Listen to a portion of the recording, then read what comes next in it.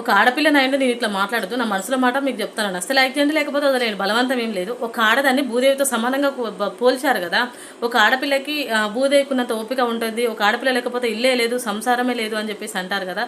ఒక అమ్మలా, ఒక అక్కలా, ఒక భార్యలా, ఒక చెల్లిలా అన్ని పాత్రలు ఓపికతో పోషించగలదు ఆడది అని చెప్పేసి తనకు గొప్ప గొప్ప బిరుదులు, గొప్ప గొప్ప గుర్తింపులు ఇచ్చారు కదా. మరి అబ్బాయి ఏ పాపం చేసిండండి? 9 నెలలు ఒక ఆడది కడుపులో పిల్లల్ని మోసుకొని కంటదేమో, తర్వాత 9 నెలలు కన్నాక తర్వాత భూమి మీద పిల్లలు భూమి మీదకి వచ్చినాక తను పుట్టినప్పటి నుంచి తనకి తోడొచ్చేంత వరకు అమ్మాయి కానీ అబ్బాయి కానీ వాళ్ళకి ఒక తోడొచ్చి వాళ్ళకి జ్ఞానం వచ్చి వాళ్ళ చేతులతో వాళ్ళు కష్టపడి సంపాదించుకునేంత వరకు మగాడు కష్టపడుతూనే ఉండాలి. వాళ్ళ చదువుకు, వాళ్ళ భవిష్యత్తు కోసమై, వాళ్ళ బంగారు భవిష్యత్తుమై కష్టపడుతూనే ఉండాలి. భార్య మంచి చెడు చూడాలి, కన్న తల్లిదండ్రులు చూడాలి, ఇటు పిల్లల్ని చూసుకోవాలి. అన్ని తీర్ల చేతనైనా చేత కాకపోయినా ఒంట్లో స్తోమత ఉన్నంత వరకు కష్టపడేది ఎవరంటే మగాడు. ఆడిది పన్న నడుస్తుంది సాపేసుకొని మూలకు, మొగాడు అంటే నడుస్తుందా? ఏంద్రబాయి పన్నవు అని ఇజ్జత్ తీసి పక్కన పెడతారు.